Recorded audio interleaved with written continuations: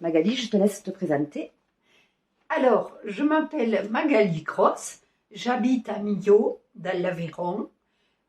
J'ai 3 grands-enfants qui ne sont plus à la maison, donc je vis seule avec mon mari qui est très présent. Ma CEP a démarré il y a... Enfin, disons qu'elle a été découverte il y a 1 an et demi, mais à l'intérieur de moi, elle vit depuis 7 ans. Voilà, je faisais pas mal de sport et je me régalais à travers les chemins à faire du trail. Et puis, un jour, au bout du 7-8e kilomètre, eh bien, mon pied traînait. Donc, j'en ai parlé à mon docteur qui, vu que j'avais eu des problèmes de dos, accusait le dos. Et voilà, donc m'a dit, ben, vous en faites moins, vous marchez. Et ce que je me suis mis à marcher beaucoup sur Compostelle et à faire beaucoup de marches. Mais le problème a continué et au bout d'un certain nombre de kilomètres, eh bien, cette jambe commençait déjà à... Donc le docteur, voilà, n'en faisait pas plus.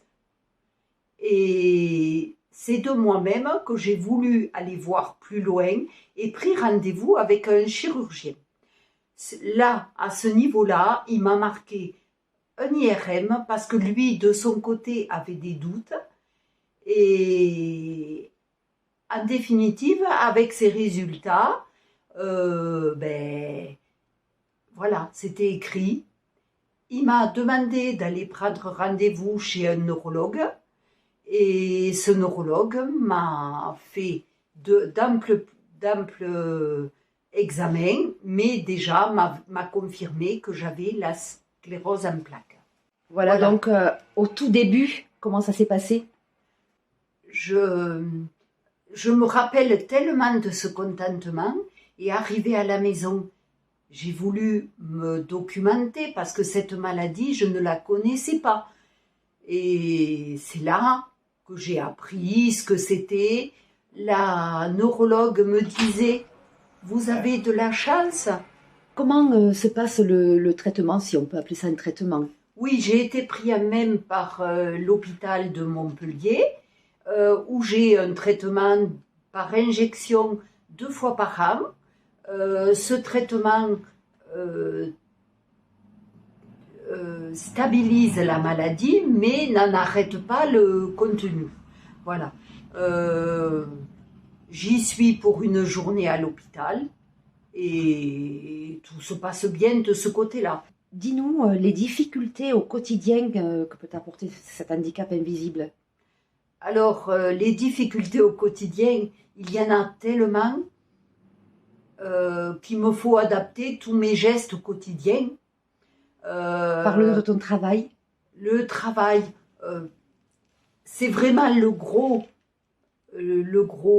point positif que j'ai, c'est que j'ai été obligée, j'ai été 3 mois en mi-temps thérapeutique, puis j'ai été obligée de passer à mi-temps avec une invalidité, parce que je ne pouvais pas faire plus d'un certain nombre d'heures tous les jours. J'aime mon travail, je suis auxiliaire de vie auprès des personnes âgées. J'ai des personnes que j'ai depuis très longtemps et ce boulot m'amène beaucoup et me donne autant que je reçois. Mais c'est vrai que lorsque j'ai fait 4 heures de travail, même 2 des fois, j'ai une fatigue, j'appelle ça un mur, une fatigue et il faut la nécessité de se reposer à ce moment-là.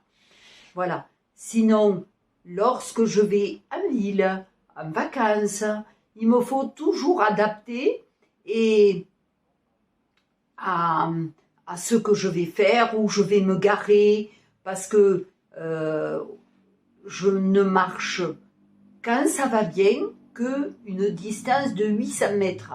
Donc tout est tout est lié, où je vais me garer. J'ai un autre symptôme, c'est les urgences pour aller aux toilettes. Donc, si ça m'arrive en ville, il faut que je puisse aller à un endroit. Voilà, tout est calculé et voilà. Les émotions sont très prononcées. Au début, je n'arrivais pas à les contrôler. Maintenant, tout va bien de ce côté-là, tout au moins au mieux. Je rencontrais quelqu'un de suite. J'avais les larmes aux yeux de suite et ça m'énervait parce que je ne pouvais pas parler. Et maintenant, quand même, j'arrive à mieux contrôler, mais les émotions sont très prononcées. Autant la joie que le contentement,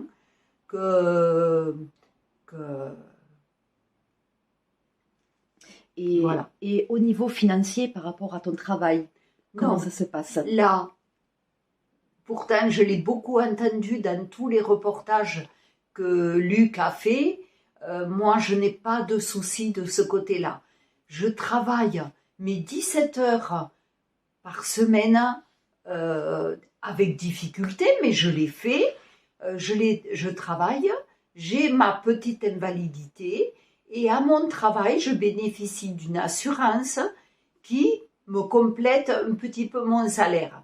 Donc de ce côté-là, je n'ai pas ce souci et ne vis pas comme certaines personnes qui l'ont eu jeune et qui n'ont pas exercé au départ une vie professionnelle.